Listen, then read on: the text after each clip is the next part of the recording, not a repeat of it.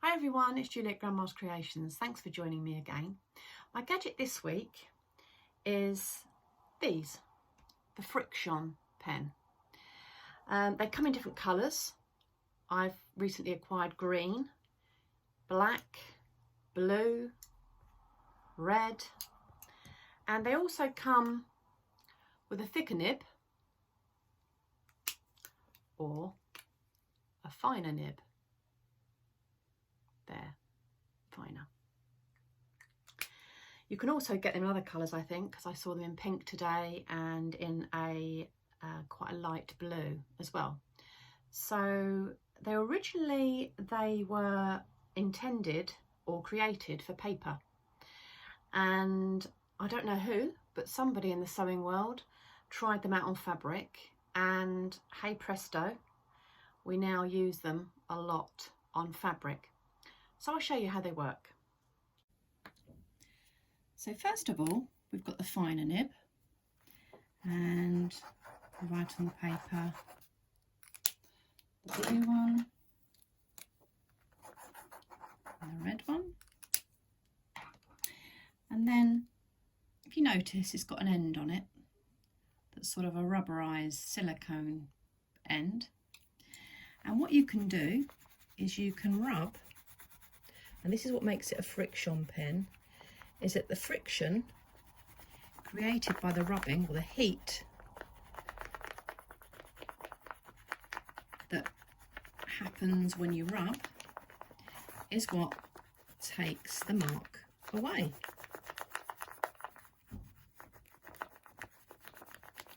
So that's one way of using them.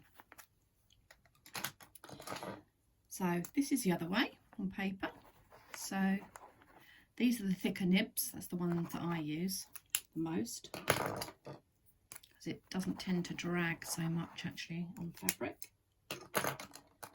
It's a green one and the red one. So instead of all that hard work with the friction, you can literally just iron off. Now onto fabric. So if you wanted to sew two pieces of fabric together, but you wanted to leave an opening to turn it through, you could make a mark on your fabric, then you would just carry on sewing all the way around there, making sure you left this mark open, and then that would give you the opportunity to be able to turn it through. But then when you obviously came to turn it through and to iron it, the beauty of these Frixion pens is that you would have no marks left once you'd pressed it. So that's the beauty of a Frixion pen. So a word of caution now, this is why you can't use Frixion pens on everything. If you've got a heavily coloured fabric, as this blue or this green, which I used recently, if you were to mark it with a Frixion pen, as we did before with the cream fabric, and then we were to use an iron,